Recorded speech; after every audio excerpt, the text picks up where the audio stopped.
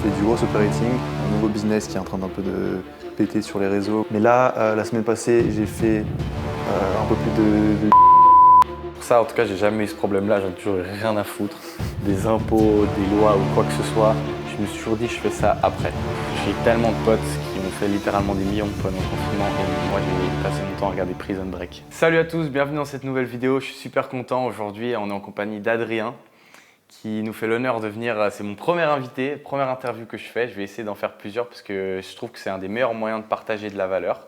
Et j'espère que ça va vous plaire, on commence tout de suite. Du coup, Adrien, que je vais présenter rapidement, mais je vais le laisser faire le gros du travail, c'est un entrepreneur, évidemment, sur cette chaîne, qui fait déjà de très beaux résultats, que je connais depuis un petit moment, mais qui a beaucoup de leçons, qui a énormément évolué ces derniers temps. Vraiment une croissance incroyable, qui est très jeune.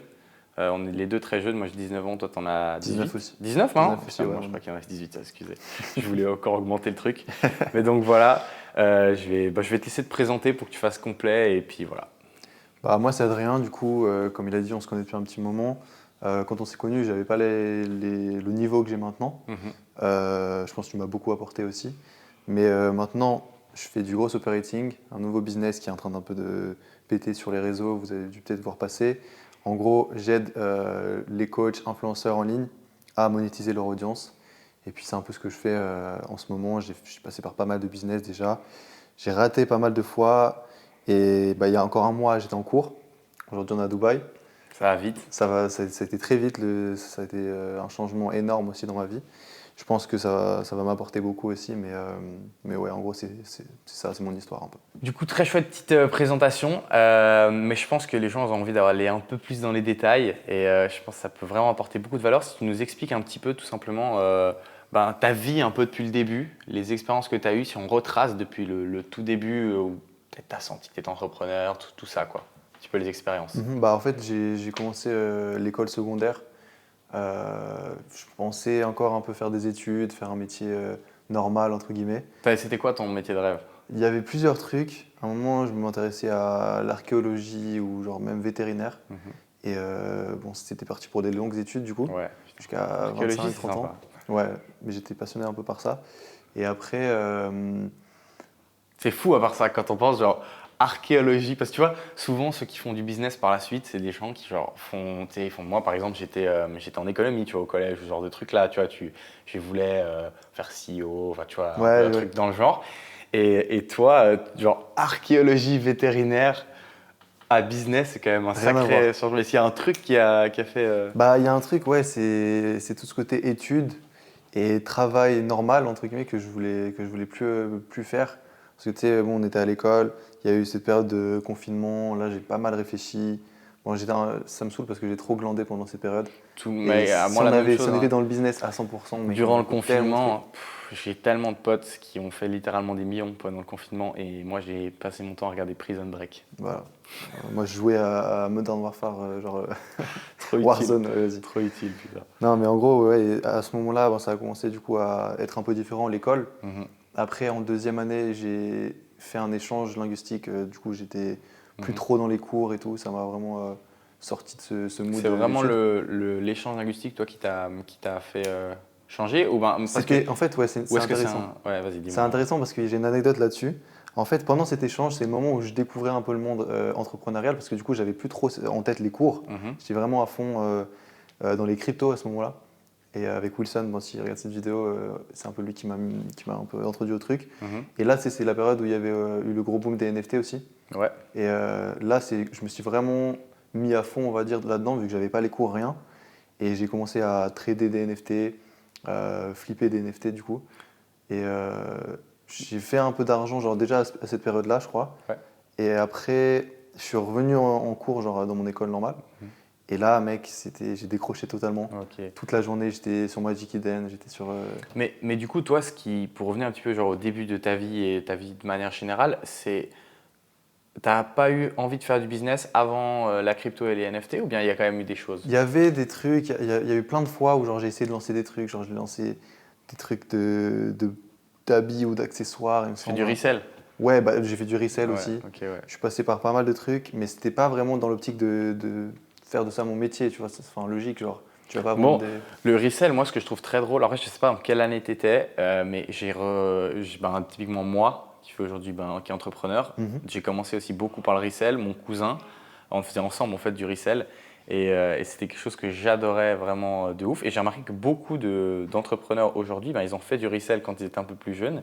Après, bon, c'est pas non plus une généralité, mais je trouve ça drôle parce que c'est une hyper introduction au business. Après, je pense que ça dépend aussi beaucoup, je sais pas ce que tu en penses de la période que tu as fait. Toi, tu l'as fait en quelle année, plus ou moins, le resell? Franchement, je sais plus exactement, mais je pense que déjà le resell, c'est un de mes échecs les plus cuisants de ma Ah vie ouais? d'entrepreneur. Pourquoi? Parce que genre, autour de moi, il y avait des mecs qui étaient pas mal dans des sneakers Mhm. et genre, qui arrivaient à chaque fois à choper leurs sneakers, qui avaient les bons trucs et tout. Et moi, genre, j'ai dû faire vraiment pas beaucoup de thunes là-dedans. J'ai flippé 2-3 sneakers, 2-3 sapes et tout. Mais enfin, rien de plus. J'ai jamais réussi à percer un peu là-dedans, on va dire. Ok, ouais. Et je voyais autour de moi les gens qui réussissaient et c'était un peu genre la première fois où je me disais, c'est possible de faire quelque chose en dehors de juste travailler et tout. Mhm. Mais je n'avais pas dans l'optique de faire de ça mon métier, tu vois. Ok, je Et vois. c'est Toi, c'était vraiment en mode side hustle. Voilà. Là, tu vois, on a une petite différence parce que moi, j'ai fait très tôt, hein. J'avais 12 ans. Mhm. Aujourd'hui, j'en ai 19, donc c'était à 7 ans. Donc c'était en 2017. 2016-2017, c'était vraiment l'apogée de genre Supreme, Yeezy, tout ça. C'était les Off-White, les collaborations, les premières collaborations de genre Jordan Off-White, Ouais. Nike Off-White. C'est vraiment l'apogée de ce moment-là. D'ailleurs, je me suis acheté des paires ensuite, alors que j'aime plus ça, juste pour, tu vois, juste comme Drake qui dit là, at 17, I wanted everything that was in store. At 22, bought it all just to make sure. ouais. Voilà, tu vois, j'ai vraiment fait ça. Je l'aimais pas. Mon cousin qui était avec moi dans le lycée, il a fait la même chose. Il voit cette vidéo, ce sera très drôle. Juste acheter, tu vois, pour être sûr. Mais du coup, ce que je voulais dire, c'est que moi, là où on diffère, c'est qu'à l'époque, peut-être que j'étais plus dans l'époque dorée de ça, je voulais faire de ça mon métier. Je m'imaginais déjà, après moi j'ai toujours été, genre ça c'est un truc avec moi, je suis un méga rêveur, genre au moindre petit business que je commence, j'imagine déjà faire 1 milliard avec celui-ci.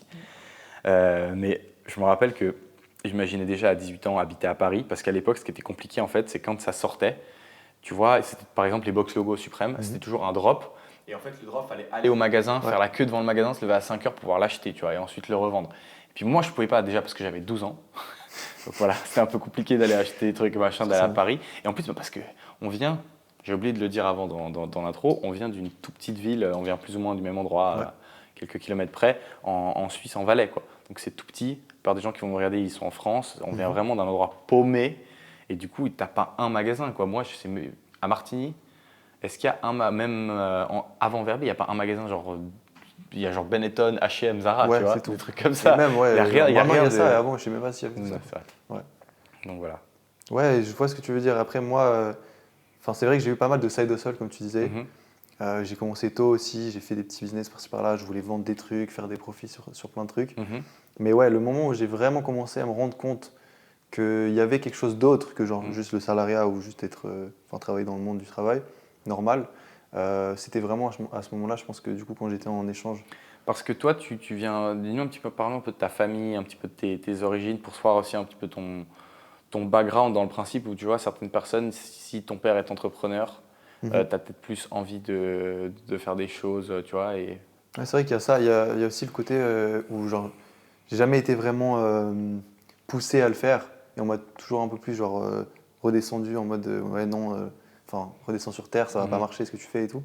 Même si mon père il a été entrepreneur, il a vendu une entreprise de génie civil, il a fait des trucs, mais il était plus dans l'optique de c'est très dur et genre ça prend énormément de temps. Ça prend beaucoup de temps et c'était comme ça à l'époque, tu vois, c'est logique, mais maintenant avec internet. Moi c'est la même chose. J'ai remarqué que je suis vraiment pas dans la même, on n'est pas dans la même dans le même état d'esprit que nos parents, même s'ils peuvent avoir fait un peu d'entrepreneuriat.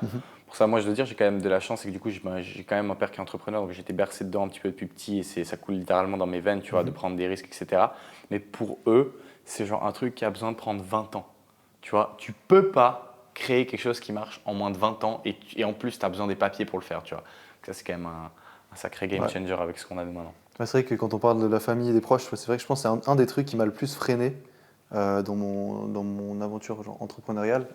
Parce qu'à chaque fois, comme je disais, on me redescendait sur terre, on disait que ça allait pas marcher et genre, je devais combattre, tu sais, genre nager à contre-courant comme on en parlait l'autre jour. Et je pense que ouais, peut-être que si j'avais été bercé comme toi à faire de l'entrepreneuriat, ça aurait peut-être été plus vite, ça aurait été peut-être plus un déclic dans ma tête plus tôt. Mais là, ça a vraiment été plutôt genre par moi-même, avec mes potes, on a commencé à se rendre compte qu'il y avait des millions genre, qui circulaient et qu'il fallait juste être là pour les prendre. Ça, c'est un truc que je trouve dingue, c'est le nombre d'entrepreneurs qu'il y a maintenant. Genre de pseudo-entrepreneurs, je parle d'être méchant, mais tu vois, c'est vrai quand même, avec Andrew Tate, Iman, tout ça, qui ont fait tellement de vues. Même moi, potentiellement, peut-être qu'il y en a un qui s'est dit qu'il allait faire de l'entrepreneuriat, tu vois. Et je trouve ça dingue. Maintenant, c'est une mode, littéralement. Genre, j'ai des gens qui qui trouvent juste ça stylé d'être entrepreneur, qui vont genre dire qu'ils font du travail, qui vont prendre en photo leur ordinateur, tu vois. C'est un truc qui serait jamais fait avant. Tu dis, 5 ans, un bout qui prend en photo son ordinateur en mode de travail, c'est hyper chelou, tu vois. Et maintenant, c'est à la mode, donc c'est... Ouais, je pense que... Et même, genre, la salle de sport, il y a eu aussi ce truc Ouais, de, il y a eu tout le monde a envie de faire ouais. ça, mais c'est à cause des réseaux, c'est à cause de TikTok, tout le contenu viral qui circule, je pense... Tu penses quoi de ça? Tu penses que c'est plus un positif ou un négatif? Moi, je pense qu'il y a beaucoup de positifs là-dedans, parce que Iman, on a beau dire ce qu'on veut sur lui, c'est quand même une figure de l'entrepreneuriat, et genre, il a fait des trucs de fou, jeune, et grâce à lui, ou à cause de lui, je sais pas, pour certaines daronnes qui n'ont pas envie que leurs enfants fassent ça, mais il y a eu vraiment une grosse vague d'entrepreneurs qui ont envie de se lancer très tôt. Et je pense que ça, on ne peut pas lui enlever. Et pareil pour le sport, je pense que c'est beaucoup de positifs, mais il y a quand même ce truc de... Genre, il y a beaucoup de trucs fake, il y a beaucoup de fausses images que tu renvoies et tout. Je pense que ça, c'est plutôt le côté négatif, ou plus les wannabe entrepreneurs ou genre sportifs et tout. Mais il y a quand même ce côté positif, parce que tout ça, en soi, c'est bien. Genre, faire ce que tu as envie dans la vie, être en bonne santé et tout. Genre. Ouais, je trouve ça d'accord. Du coup, tu as fait du resell, comme on vient d'en parler, et ensuite, tu as eu, je suppose, d'autres business, en plus de la crypto, ou bien... Ouais, bah du coup, en fait, comme vous avez tous remarqué, comme tu as remarqué, genre les NFT, au bout d'un moment, ça a commencé à fade un peu, genre il n'y avait plus trop d'engouement autour de ça, plus trop de hype. Et je me suis vite dit qu'il fallait que je trouve une solution, une alternative avant que le marché crash. Piqué, là. Et là, j'étais piqué, parce que là, maintenant, j'avais vu ces gros chiffres, j'avais vu des jeunes qui faisaient beaucoup d'argent et qui arrêtaient les cours pour ça et tout. Et moi, j'étais déjà dans l'optique de vraiment mettre toute mon attention là-dessus. Je me concentrais plus sur les cours. D'ailleurs, l'année-là, j'ai failli la rater aussi. Et après, donc à ce moment-là, j'étais un peu genre, sur le trading et ça m'intéressait de fou parce que j'aime bien les chiffres, j'aime bien tout ce qui est technique. Mais j'ai vite compris qu'il y en aurait pour longtemps à apprendre avant d'être vraiment profitable et de pouvoir vivre de ça. Et du coup, j'ai vite cherché une solution pour un business à cash flow, pour pouvoir, au cas où, si j'étais toujours dans l'optique de faire du trading, de pouvoir avoir le capital pour, mais aussi de pouvoir financer ma vie, parce que le truc qui m'a le plus motivé, je pense, c'est l'indépendance en fait. Je voulais plus dépendre de ma famille, dépendre de mes parents pour manger, pour vivre, pour faire mes trucs, faire des voyages et tout. Ouais. Et je pense que ça, c'est un des trucs qui m'a le plus motivé. Donc à ce moment-là, je me suis mis sur le SMMA avec deux associés, donc deux de mes amis, qui étaient un peu dans la même optique que moi, entrepreneuriale. Et on a commencé, on a pris plusieurs niches, on a essayé la niche des salles de sport, etc. Bon, j'ai continué pendant un moment à faire ce business, mais je me suis rendu compte assez rapidement qu'il n'y avait plus beaucoup d'argent. C'était plus la période de Iman de 2019 où il y avait le boom des Facebook Ads et que tu pouvais faire beaucoup d'argent là-dedans, etc. Là, je me suis plus rendu compte que, en plus, tu sais d'où on vient. En Suisse, les gens ne croient pas trop aux publicités sur Internet, ne croient pas trop à l'image en ligne, etc. Du coup, on vivotait, on faisait un peu de thunes comme ça. Et là, c'est le moment où j'en avais vraiment marre et j'avais vraiment envie que ça marche. Et j'étais en train de persévérer pour que tout ce que j'ai fait jusqu'à maintenant, ça serve à quelque chose. Et que... Justement, moi, je me rappelle de cette période et c'est à ce moment-là que genre, je me suis dit, parce que je me suis sûrement trompé plein de fois, mais un truc qui me colle bien, c'est que j'arrive bien à avoir un flair des personnes qui font quelque chose de ouf. Tu vois, je sais pas, je le sens. J'ai un truc, genre, et moi, je me rappelle justement que toi, avant qu'aujourd'hui, tu as des résultats de ouf, donc c'est facile de dire, ah ouais, tu vas réussir, tu réussis déjà. Mais tu vois, je me rappelle qu'à cette époque-là, je crois que je t'ai envoyé un message, quelque chose comme ça, parce que justement, ça se voyait je voyais que tu avais la dalle. Moi, j'en parle souvent sur cette chaîne, de la putain de dalle. Pour moi, c'est l'élément clé du business, parce qu'avec la dalle, tu fais tout. Si tu as assez faim, tu auras la discipline, tu auras l'envie de travailler, tu auras l'envie de te relever, tu auras l'envie de trouver des contacts. Donc, tout ça, pour moi, ça vient de la dalle. Et justement, j'avais vu que toi, tu avais vraiment la dalle, tu lâchais pas, que tu étais là à grind jour après jour. Puis on voit que ça... on est ici maintenant, quoi. Donc, c'est clair, là. T'avais raison. Ouais, et du coup, c'est un peu à ce moment-là, un peu au même moment que on a commencé à se parler et tout. J'ai cherché une alternative, j'ai cherché à faire plus d'argent parce que là, tu commençais, donc en fait, toi, pour revenir, tu considères comme un échec ou pas en soi, c'est l'SMMA? En fait, j'aime pas le considérer comme un échec parce qu'on a fait pas mal de trucs, on a fait de l'argent, on a eu un certain impact. Mais après, forcément, pour moi, c'est en quelque sorte un échec puisque j'ai arrêté pour faire autre chose parce que ça ne marchait pas assez. Donc, ouais, on va pas se mentir. Genre, et franchement, mon échec. Tu penses c'est pourquoi que tu as eu cet échec? Je pense que j'étais peut-être assez déterminé, assez la dalle, mais peut-être pas au bon endroit au bon moment. Donc c'est ça que tu penses, parce qu'aujourd'hui, tu as un business qui fonctionne. Et avec le recul, est-ce que tu penses que c'est parce que tu as fait toi une erreur, le marché? Qu'est-ce qui a fait que tu as échoué dans celui-là et que tu as réussi dans celui que tu fais maintenant? J'ai pas envie de chercher des excuses ou quoi, parce qu'il y a des gens qui réussissent là-dedans, mieux que j'ai réussi.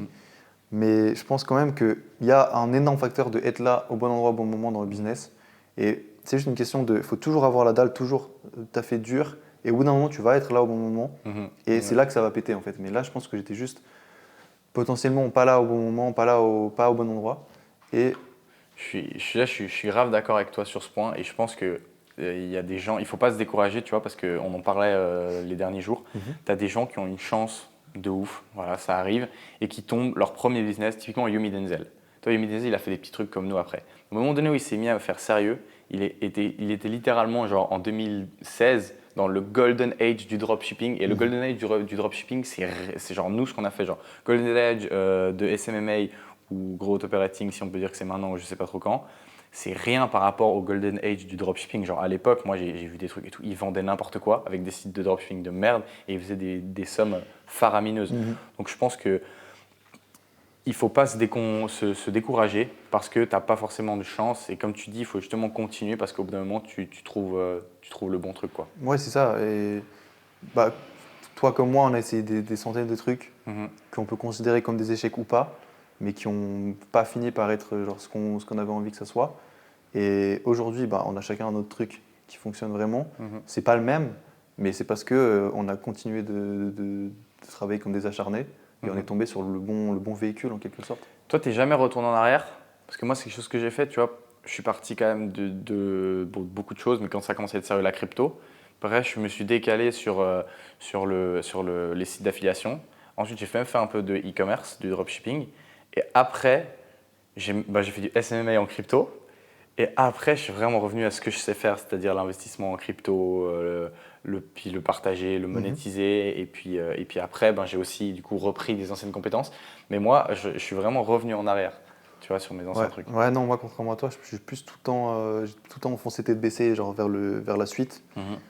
Après, peut-être que j'aurais pu revenir vers mes anciennes compétences, mais je pense que c'était un peu toute une évolution qui a fait qu'aujourd'hui, je suis arrivé au bon endroit et au bon truc et que je pense que ça valait pas la peine de retourner en arrière et je pense que pour moi, c'était le bon choix. Mais en tout cas, toutes les compétences que j'ai acquises, elles n'ont jamais été perdues. J'ai pu les réutiliser, que ce soit même des Facebook Ads, je peux les réutiliser maintenant. Tous ces skills, en fait. Ça, c'est hyper important que, genre, en fait, même si ton business ne fonctionne pas, tu deviens un entrepreneur, à mon avis, qui est bien meilleur.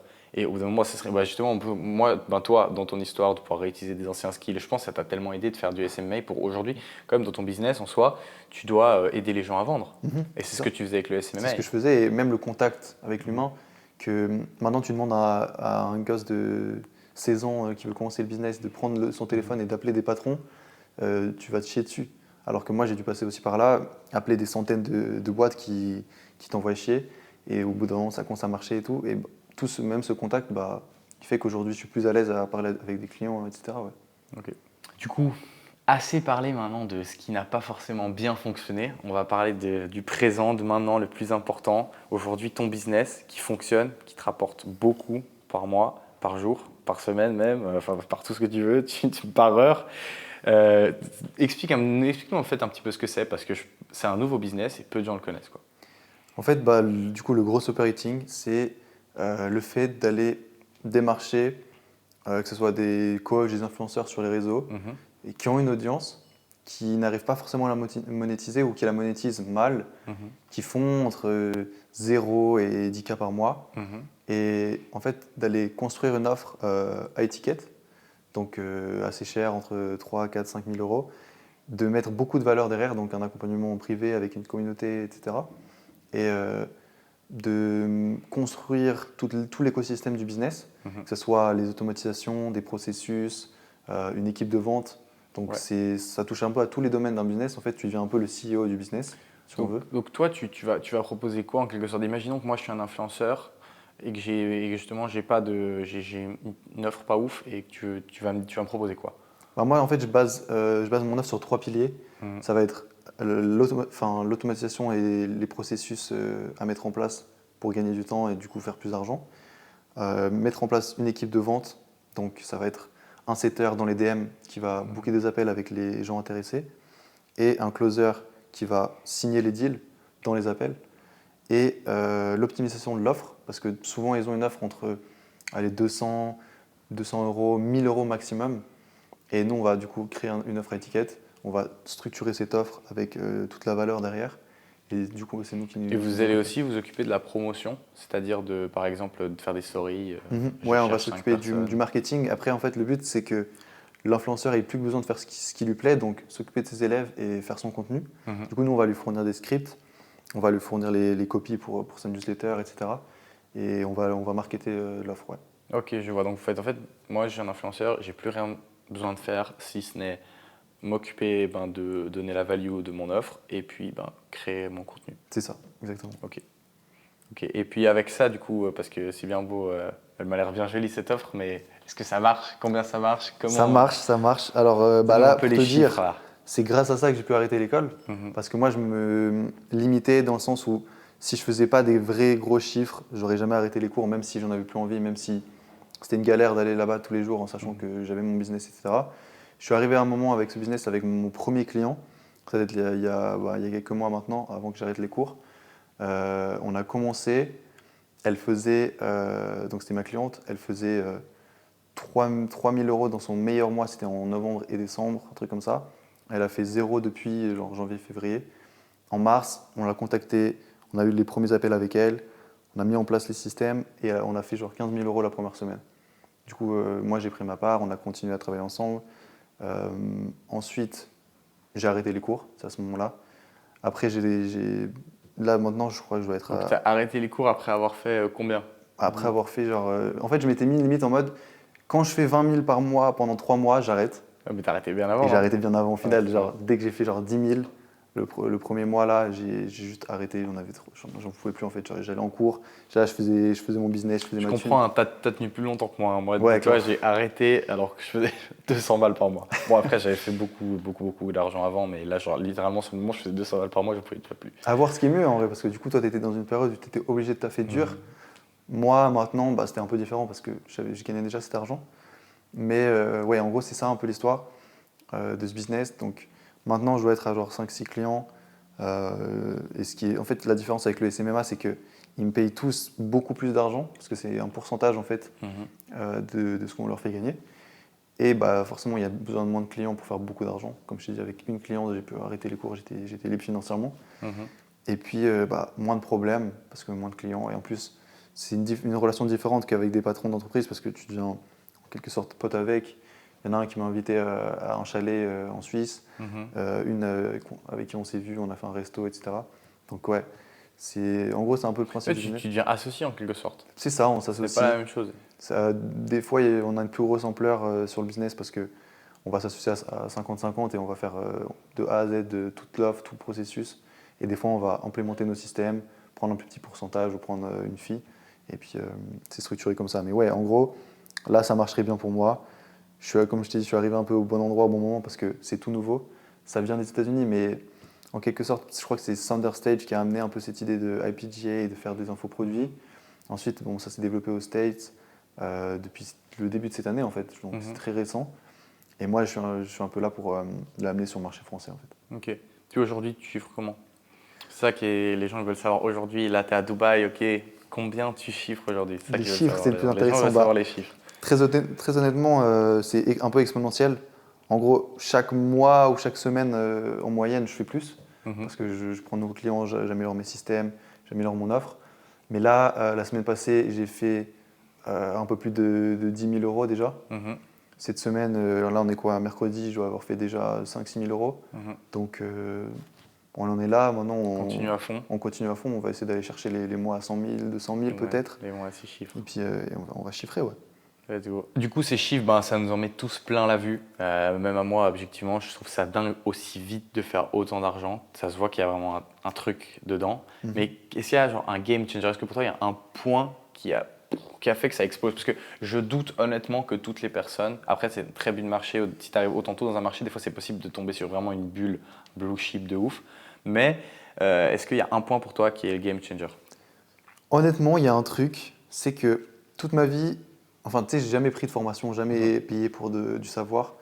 Ce qui a été, à mon avis, maintenant, avec du recul, bête. J'aurais pu bien plus accélérer ma croissance. Je pense que si je devais dire un truc qui a vraiment été le game changer, c'est d'arrêter de penser à vouloir faire genre tout seul et de prendre un mentor. Et ce mentor, il m'a fait exploser, en fait, justement. En plus, c'était le bon business pour moi. Donc, ouais, prendre ce mentor, suivre à la lettre exactement ce qu'il te dit de faire parce qu'il a déjà le parcours que tu as envie d'avoir. Il a déjà atteint un certain point que tu as envie d'atteindre. Et je pense que ça accélère ma croissance x10 parce que je pense que sans lui, honnêtement, dans le gros operating, je serais encore en train de chercher des clients ou de galérer à… Il t'a vraiment donné des points qui font game changer? C'est ça, il m'a donné en fait step by step comment il fallait faire. Dès le premier appel, j'avais toute la valeur. J'ai eu plus de valeur en un ou deux appels que toute ma vie j'avais eu de valeur sur YouTube ou quoi que ce soit, tu vois. Parce qu'en fait, c'est quelqu'un qui donne les vrais secrets. Tu sais, sur YouTube, tu donnes pas mal de trucs, mais forcément, les vrais secrets, En fait, c'est toi qui vas les garder, tu vois. moi, ce que je trouve spécial, c'est tu vois, moi personnellement, quand je fais des vidéos YouTube, je garde pas de secrets. Par contre, je pense qu'il y a vraiment un point game changer. C'est moi, je l'ai dit en plus quand tu m'as parlé de ton offre, etc. Pour moi, c'est l'accompagnement. C'est que si la valeur, elle est donnée à toi pour toi, c'est une grande différence que si la valeur, elle t'est juste donnée.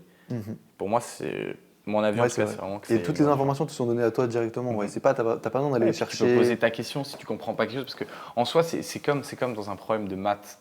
Si tu comprends pas une petite donnée, tu peux pas résoudre. Tu vois. Et ça peut être la même chose dans le business. Si tu suis la formation, que tu comprends pas une donnée, ça peut être ton petit truc, ça peut être un tout petit truc à la base, tu vois, mais c'est peut-être le tic-tic. Dès que si tu es en one-one, tu peux directement poser ta question et passer à la suite, tu vois. Ouais, c'est clair. Ça, je trouve ça dingue. Ouais. En fait, ouais, je pense que pour répondre à ta question, c'est un peu ça le game changer. Et franchement, le but, c'est pas forcément d'aller vite dans le business, c'est de faire bien les choses. Mais je pense que d'avoir quelqu'un à tes côtés qui va dire exactement quoi faire et exactement comment le faire, ça te permet de faire bien ton travail. Okay. Aujourd'hui, tu n'es vraiment plus du tout un débutant. On va pas se mentir, moi je pense que tu es clairement passé dans le level supérieur. Mais imaginons que tu étais un débutant. Je pense que beaucoup de gens qui regardent cette vidéo, s'ils regardent cette vidéo, la plupart du temps, c'est qu'ils sont encore au début de leur parcours entrepreneurial. Quel est pour toi le conseil pour un débutant, que ce soit dans l'aspect business de général et après dans le growth operating? Dans le business en général, j'ai un gros conseil que j'ai envie de dire à tout le monde qui va changer la vie de beaucoup de gens, je pense, dans le business, c'est d'arrêter de faire que de se documenter, d'apprendre et juste de se lancer en fait. Il y a un moment, il faut juste faire le pas, se lancer et c'est comme ça que vous allez faire des erreurs, recommencer, vous relever et que ça va marcher. Mais en regardant des vidéos de Iman Ghazi sur YouTube à longueur de journée, vous n'allez pas être bon au business, vous n'allez pas développer un skill. Et même ce skill-là, si vous faites que de vous documenter et de regarder des vidéos là-dessus, vous n'allez jamais l'apprendre. En fait, pour moi, la pratique, ça, c'est largement au-dessus de la théorie. Et aucune vidéo va te montrer genre, comment faire les trucs dans les détails. Et… Je pense qu'un point par rapport à ça, c'est qu'en fait, il faut vraiment se déconstruire. C'est se dire que nous tous, pratiquement, qui voulons faire l'entrepreneur, faire un parcours entrepreneurial alors qu'on est très jeune, on a tous été à l'école pour toute notre vie jusqu'à maintenant, tu vois. Et à l'école, qu'est-ce qu'on fait? On apprend. On apprend ensuite dans un examen, mais on fait que de la théorie. Et ensuite, tu as genre une heure où tu as un examen, mais tu as des centaines d'heures où tu fais que de la théorie. Et en fait, ça, c'est pour moi la manière d'apprendre si tu veux aller travailler dans un bureau, tu vois. Ouais. Et si tu veux faire un entrepreneur, en fait, il faut aussi changer cette manière-là. Je ne sais pas ce que tu en penses de ça. À mon avis, justement, comme tu as pu le dire, il faut swifter et se dire que c'est la pratique qui te permet dans l'entrepreneuriat de réussir le plus. Ouais. Non, c'est vrai qu'avec l'école, on est vraiment très très théorie. En fait, moi, je pense que déjà, c'est un des gros problèmes de l'éducation. Quand on regarde comment on parle les langues, alors que ça fait 10 ans qu'on apprend les langues à l'école, en fait, on est nul, on ne sait pas parler. Alors qu'il fallait juste genre, pratiquer, regarder des trucs dans la langue, genre, parler cette langue pour apprendre. Et c'est pas juste de lire des cahiers, des livres pour te faire apprendre une langue. Et même chose du coup pour le business. C'est pas en lisant des exercices ou en regardant des vidéos sur YouTube que tu vas apprendre. Et je pense que même ça fait en fait c'est une sorte de réconfort de rester dans ces vidéos, rester dans l'apprentissage. parce qu'il y a pas, enfin, il y a peut-être cette peur en fait de se lancer Mhm. au fond de vous tous peut-être qui regardez cette vidéo. Et en fait, forcément, c'est plus facile de regarder des vidéos sur YouTube que d'affronter les problèmes, d'affronter un patron au téléphone, d'affronter un problème de refund ou de Stripe qui se fait ban ou un truc comme ça. Forcément, ça fait peur, je comprends bien. Mhm. Mais si tu veux vraiment réussir, je pense que c'est la seule solution, c'est de se lancer. Ouais, puis en fait, moi j'ai l'impression personnellement, je trouve que le problème est toujours plus difficile dans ta tête qu'il est en vrai. En fin de compte, moi j'en ai plein des problèmes, c'est le bise, hein, toi aussi, t'as Ouais. tout le temps des merdes, on se prend des stripes qui nous battent, des trucs, tu vois, à droite gauche. Et en fait, le problème, une fois que tu l'as, t'as déjà construit tellement de choses, c'est plus si difficile, genre il faut pas les voir, je pense, autant. C'est des petits obstacles. En Ouais, fait, ouais, c'est ils paraissent tellement grands quand t'es pas Mhm. encore dedans, t'es pas encore lancé.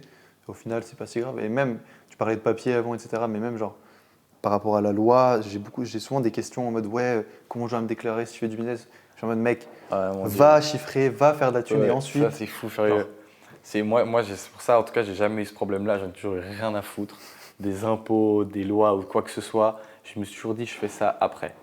Tu vois, et objectivement, aujourd'hui, c'est même pas encore tout à fait réglé avec ce que je chiffre aujourd'hui. Donc, tu vois, Ouais, c'est c'est con. Maintenant, je m'y penche, tu vois, mais c'est pas du tout été mon premier des soucis. Tu vois, j'ai demandé un petit peu à droite à gauche, tu vois, pour pas faire une dinguerie, mais tu t'en bats les couilles. Tu vas Mais te oui, faire une société ou je sais pas quoi, non, tu carrément. fais un truc, tu vois. Et c'est dommage que les gens ont peur de ça en Mhm. fait. C'est un frein pour se lancer dans l'entrepreneuriat, c'est comment je vais déclarer, comment je vais m'inscrire dans le registre e-commerce ou je sais pas quoi. Mhm. Franchement, je trouve ça dommage.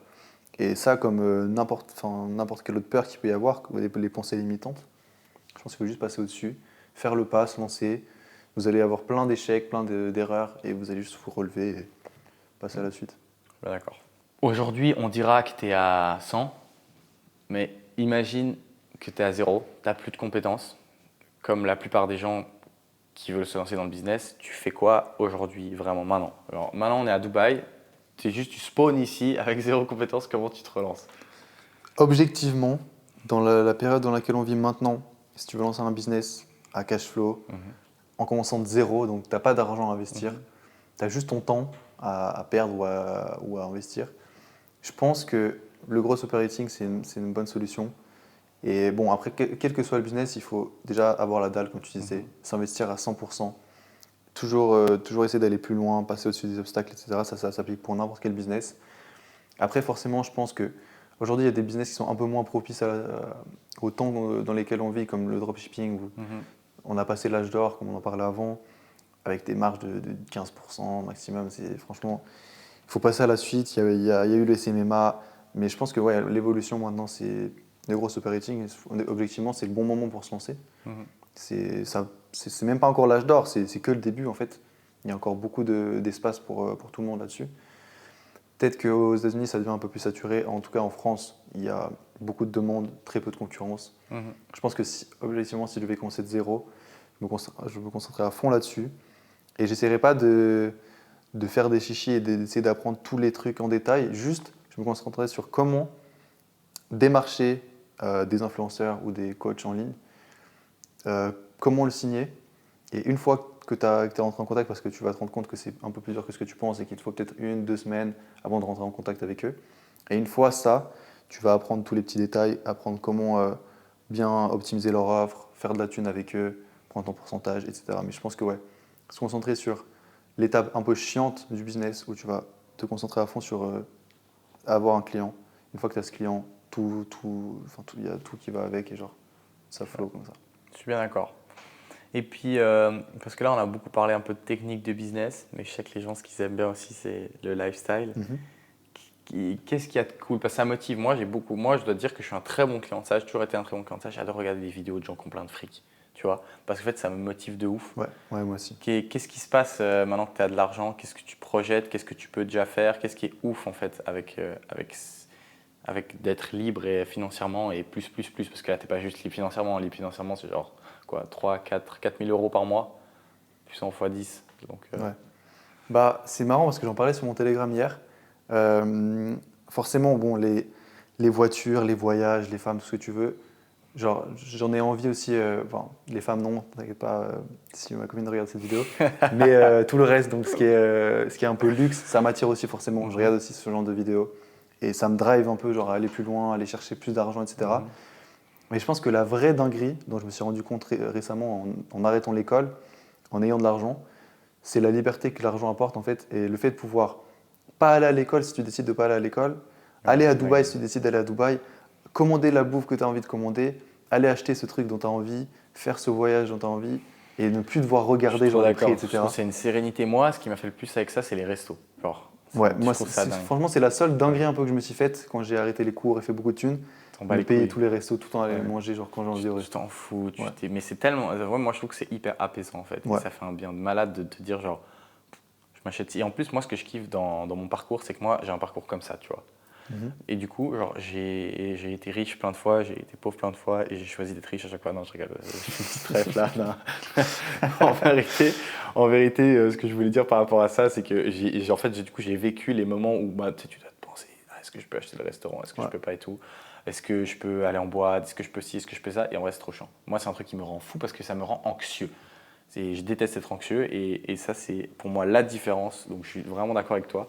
Après, je dois dire, je sais pas si je préfère ça ou les voitures, mais C'est vrai qu'il y a les voitures, c'est un peu je sais kiff-kiff. pas, c'est parce qu'on n'en a pas encore. C'est peut-être ça, peut-être qu'au moment où on aura les choses dont on parle, ce sera moins ouf.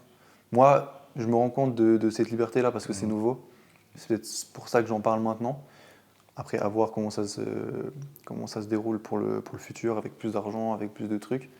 Pour l'instant, je pense que le truc dont le plus de gens vont se rendre compte rapidement, c'est cette liberté Ouais, dont on c'est parle. trop bien. S'il devait avoir une moralité à tout ça, un message que tu voudrais faire passer un petit peu aux gens, parce que toi, en fait, ce que je trouve qui est vraiment dingue dans ton parcours, c'est qu'il y a un mois, vraiment 2 mois, allez, tu étais le bouc derrière la vidéo qui regardait, qui avait le seum et qui était là.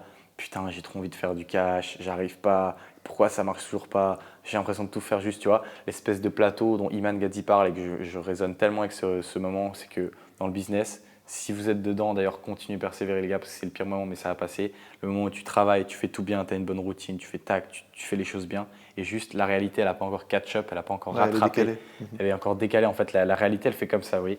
Et ça marche dans les deux sens. Hein. Vous travaillez, vous travaillez, vous travaillez. La réalité, elle est là, elle est toujours là. Et après, à un moment donné, vous êtes ici en haut et la réalité fait touf d'un coup comme ça. Mais attention, parce que ça peut faire la même chose dans l'autre sens. Hein. Ouais. Mais voilà. Et tu étais dans ce moment-là. Et puis la réalité, elle a catch-up d'un coup. C'est ça. Bah, Ok. je pense que c'est une bonne morale. En fait, maintenant, je me rends compte que les gens pensent que ça a été très vite pour moi parce que ça a été très vite dans un Ouais, sens. en soi, ça a été très vite, mais pas vraiment très vite. Mais tu pas vois. vraiment, parce qu'en fait, si on regarde derrière, ce que les gens ont peut-être pas remarqué, pas vu, en fait, parce que c'était un peu derrière, behind the scenes, c'était que pendant 3 ans, tous les jours, je travaillais sur des trucs que je pensais que je savais même pas si ça allait fonctionner ou pas. Tous les jours, je me remettais en question le soir avant de dormir, en mode est-ce que je suis pas en train de rêver, est-ce que je suis pas en train de faire de la merde et tout. Et en fait, bah, il y a ce truc de tu vas travailler pendant longtemps. Et comme tu dis, tout d'un coup, genre du jour au lendemain, tu as la bonne opportunité, la bonne personne, le bon véhicule, le bon business du coup. D'un coup. Mais tu Ça peut aller d'un continues, coup ouais. en fait. C'est fou ça, vraiment, je pense qu'il y a un message qu'on peut faire passer là. C'est vraiment le truc qu'ils ne savent pas, mais peut-être c'est demain, leur moment, C'est ça, tu vois. C'est peut-être. ça le truc de ouf, c'est Et que c'est si ça, tu es ouais. dans le grind, tant que tu restes dedans, d'un moment donné. Et puis en fait, moi, un truc que je me disais aussi, qui peut être aussi une moralité, c'est dur, tu vois, à ce moment-là. Moi, j'ai eu des moments vraiment durs dans l'entrepreneuriat où genre juste je chiffrais pas et je bossais comme un porc et ça venait pas et ça venait pas. En fait, un autre point où tu peux te dire aussi, c'est genre, ok, c'est dur. En vrai, t'as quoi comme autre choix pour atteindre ce que tu veux? Il n'y en a pas. T'en as même pas. Genre, Il y en a pas. ça fait partie du truc, tu dois le faire, tu vois. C'est soit ça, soit tu vas faire quelque chose que tu veux pas vraiment en fait. Donc, je suis d'accord. Et je pense que ouais, peut-être pour finir, comme on dit, genre ça peut être demain ton jour, ça peut être aujourd'hui. Et ça doit être une motivation pour vous parce que faites tous les jours tout ce que vous avez à faire, tout votre travail, tout le sport, etc., toute la discipline que vous devez avoir. Parce que peut-être que c'est aujourd'hui votre jour. Et si vous ratez un jour, si vous ratez 2 jours, une semaine, vous vous dites bon tant pis, peut-être que je m'y remettrai Trop plus vrai, tard. ouais. Vous allez peut-être rater cette Tu vas peut-être rater le opportunité. truc, En ouais. fait. Je suis tellement d'accord, mec, c'est trop vrai. Parce que tu sais pas, ça peut venir de partout, ça peut Ouais. venir d'un gars que tu connais, quelqu'un qui te propose un truc, un business, un truc machin. Et potentiellement, cette personne va pas voir pareil parce qu'il va te voir, genre putain, il est plus discipliné. Ou tu vois, ça, là, je prends un exemple type, mais ça peut être plein d'autres choses. Je suis vraiment d'accord. En vrai, c'est ce qui m'a motivé à jamais lâcher, je pense. Ouais, je suis vraiment d'accord. Bon, bah écoute, moi je pense que c'est un très bon conseil. Je pense qu'on peut finir là-dessus. C'était une super interview. Je te remercie, c'était vraiment sympa. Merci à toi. Je pense que les gens seront contents d'avoir ton retour. Si jamais je mettrai tous les réseaux, que ce soit YouTube, que ce soit Insta, Twitter, WhatsApp, je rigole, WhatsApp, vite. de Adrien, Ouais. que vous puissiez le suivre ou voir ce qu'il fait si ça vous intéresse.